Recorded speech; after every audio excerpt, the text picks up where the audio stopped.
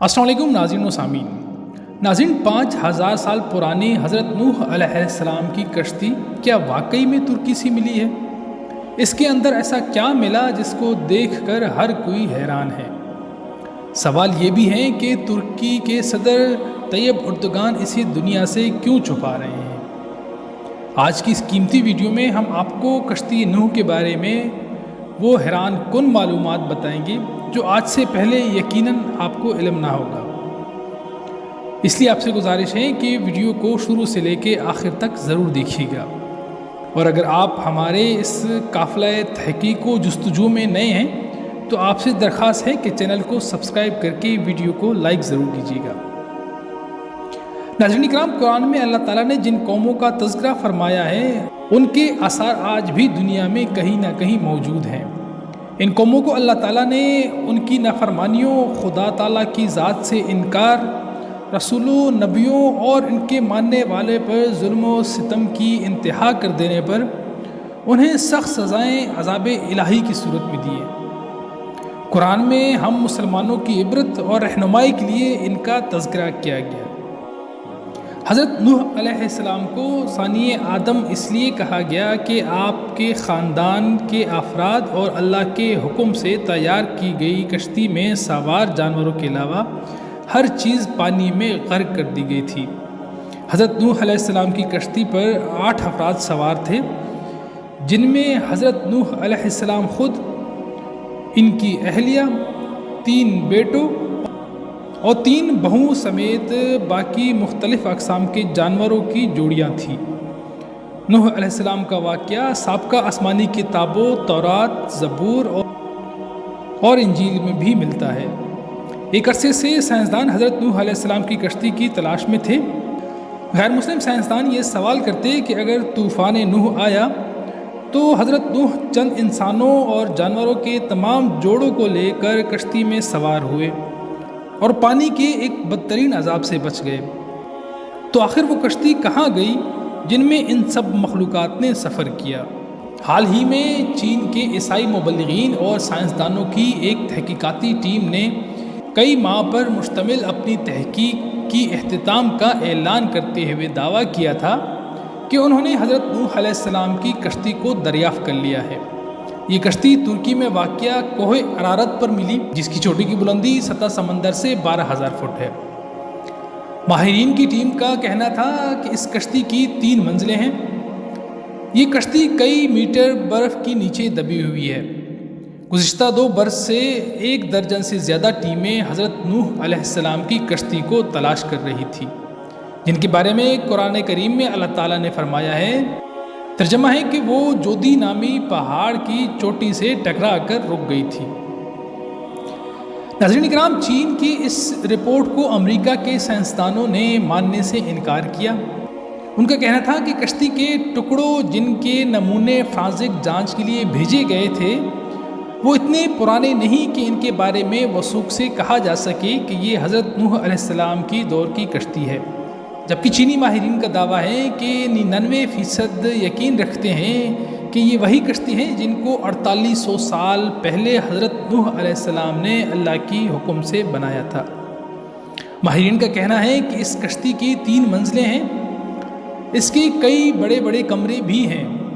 عرب اخبارات نے بھی اس ضمن میں سوال اٹھائے تھے کہ کیا واقعی میں یہ حضرت نوح علیہ السلام کی کشتی ہے؟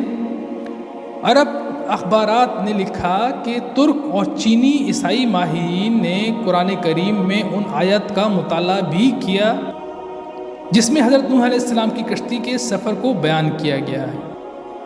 ماہرین کا کہنا ہے کہ کشتی کے جس مقام پر ٹھہرنے کی نشاندہی کی گئی ہے وہ سائنسدانوں کو کوہ ارادت کی طرف لے جاتی ہے۔ گزشتہ 20 برسوں میں سائنسدانوں نے کوہ ارادت کا دورہ کیا۔ ان میں کچھ نے پہاڑ پر بنی کشتی جیسی چٹانوں کو ہوئی حضرت نوح علیہ السلام کی کشتی قرار دیا، لیکن ترک اور چینی ماہرین نے پہاڑ کے اس برفیلے حصے پر تحقیقات کی جہاں درجہ حرارت -60 ڈگری ہوتا ہے، اور پہاڑ کے جس حصے میں کشتی کی باقیات دریافت کی گئی وہ انتہائی خطرناک اور ڈھلوان ہے۔ رپورٹ کے مطابق اس ٹیم نے 60 مقامات سے حضرت نوح علیہ السلام کی کشتی کا معائنہ کیا۔ یہ کشتی کئی جگہوں سے ٹوٹی ہوئی ہے، تاہم مکمل تباہ اس لیے نہیں ہوئی کہ یہ برف کی انتہائی تہہ میں دبی ہوئی ہے۔ کشتی ٹوٹی ہونے کی وجہ سے ماہرین اس کے اندر جا سکے۔ ناظرین، چینی ماہر یانگ جنگ نے باقاعدہ ایک پریس کانفرنس منعقد کر کے اپنی تحقیق سے آگاہ کیا۔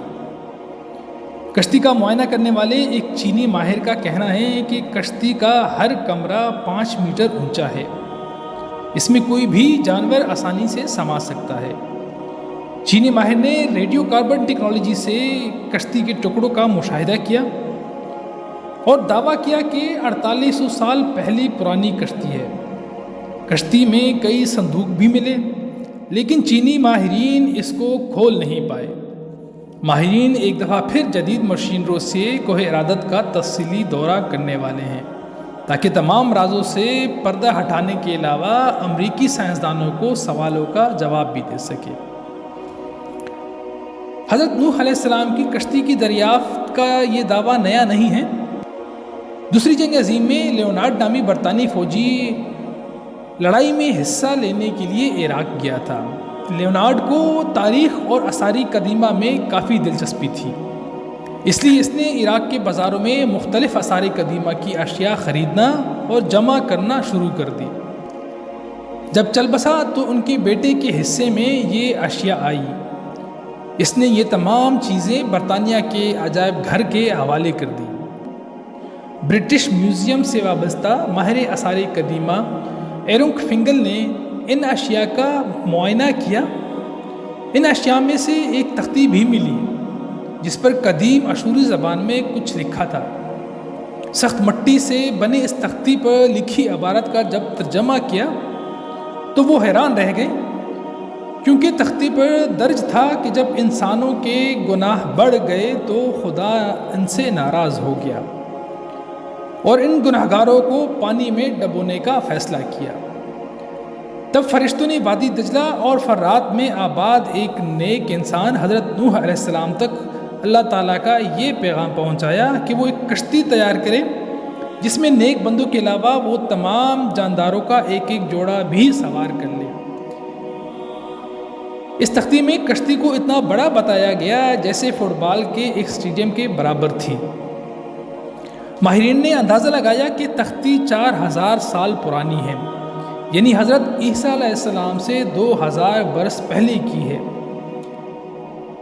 اس سے ایک اور بہت ٹھوس ثبوت پہلی ہی لوگوں کے ہاتھ لگ چکا ہے۔